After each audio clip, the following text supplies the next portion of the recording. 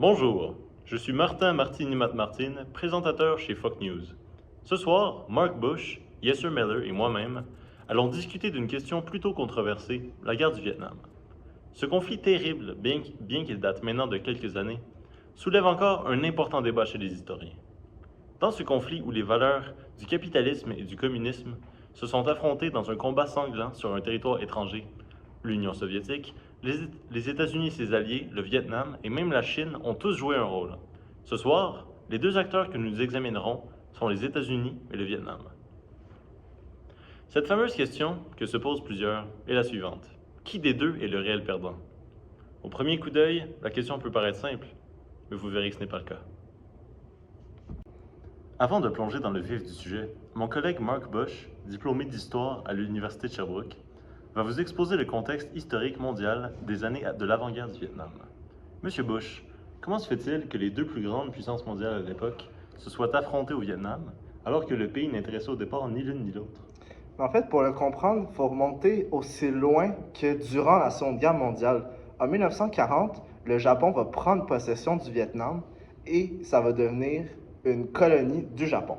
Par la suite, avec la fin de la guerre, la France va récupérer ce territoire-là qui était déjà à leur possession avant.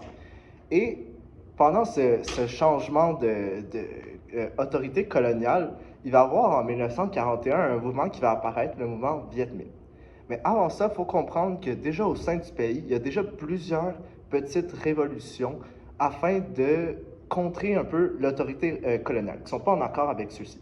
Donc, le mouvement Viet Minh va vraiment venir propulser à un niveau jamais vu au Vietnam ces rébellions-là, ce qui va faire en sorte que le mouvement, justement, va pouvoir être pour l'indépendance du Vietnam et contre les autorités coloniales, ce qui va mener à éventuellement l'indépendance du Vietnam.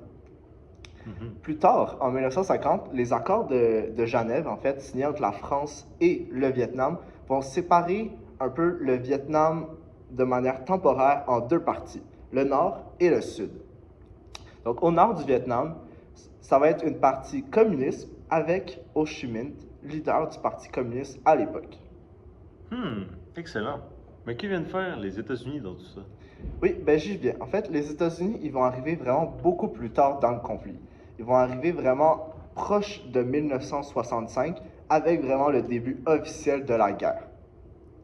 Donc, en fait, ce qu'il faut comprendre surtout, c'est que le Nord va être communiste et va avoir l'appui de l'URSS et de la Chine, qui sont deux pays aussi communistes à cette époque-là. Le Sud, lui, va avoir l'appui des États-Unis justement parce qu'eux, ils sont capitalistes, démocratiques, ils essayent en tout cas, parce que c'est pas aussi évident que ça. Donc, ils vont vraiment avoir cet appui-là. Mais ce qui va vraiment pousser les États-Unis à rejoindre le conflit, ça va être l'incident du golfe Tonkin.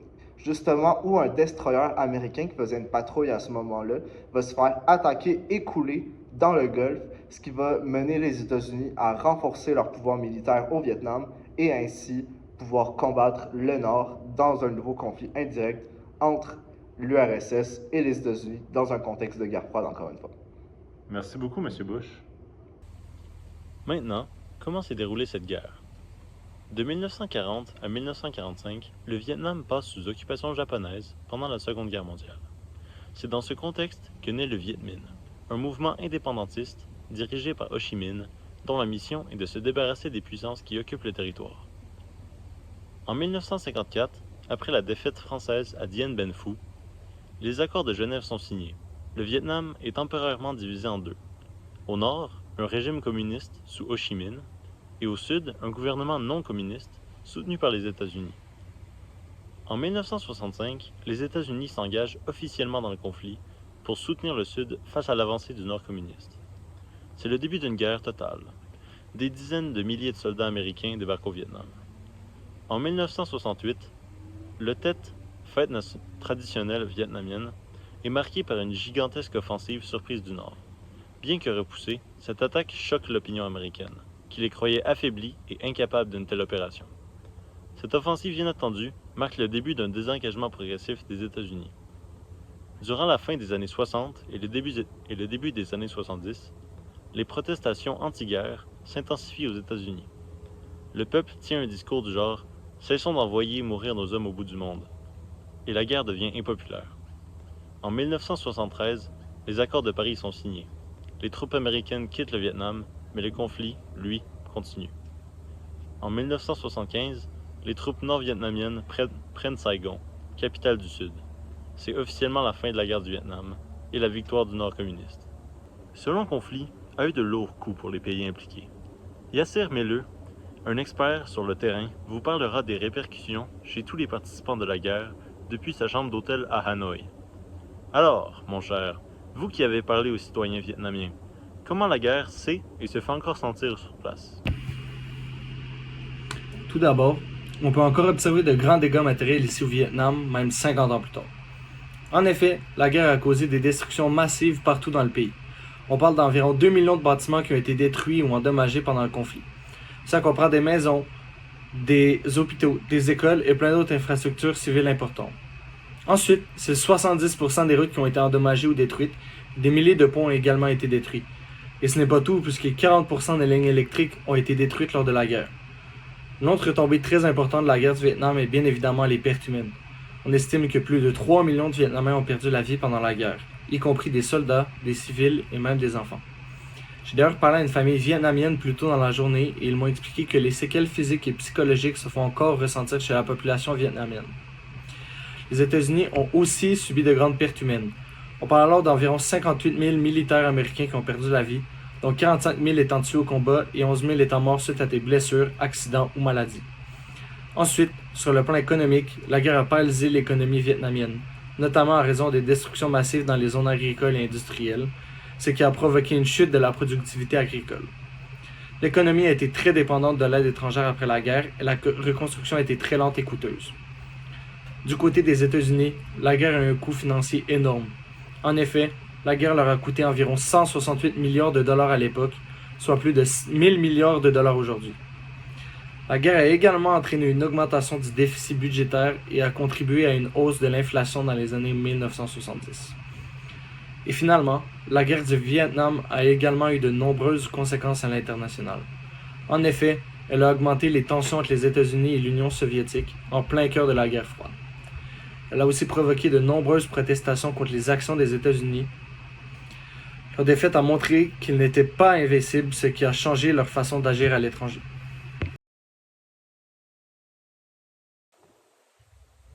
Alors, Monsieur Bush, qui a réellement perdu cette guerre? C'est vraiment une bonne question. En fait, d'une part, ce que le monde occidental va retenir de ce conflit-là, c'est que les États-Unis sont le réel perdant.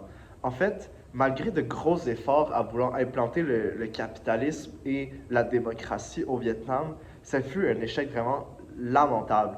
Pour de vrai, l'URSS, la Chine et le Vietnam du Nord sont vraiment venus écraser les États-Unis. Il y a eu des milliards de dollars de pertes dans le matériel militaire. Il y a eu beaucoup de soldats américains qui sont morts, beaucoup de bateaux et de tout d'équipement militaire qui a été détruit. Cette guerre, elle a coûté extrêmement cher aux États-Unis. Aujourd'hui, c'est l'équivalent à peu près de 1000 milliards de dollars. C'est énorme. Immense. C'est immense, effectivement.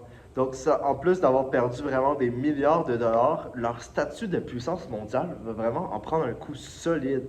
Dans toute la guerre froide, les États-Unis se sont imposés comme la puissance mondiale et l'URSS en deuxième.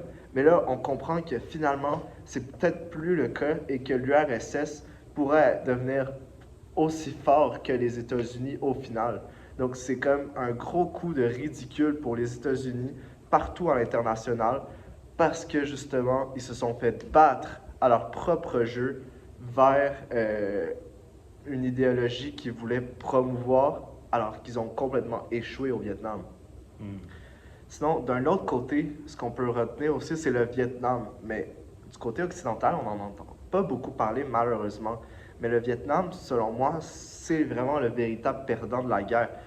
En effet, on peut vraiment retenir des effets désastreux de cette guerre au Vietnam. Il y a eu de la végétation détruite, genre rasée complètement à cause des bombardements et à cause d'un agent chimique qu'on appelle l'agent orange, justement, qui a détruit la végétation et qui a laissé des séquelles sur des générations et des générations de personnes au Vietnam, là. Des déformations physiques, des problèmes de santé, plein de problèmes à ce niveau-là.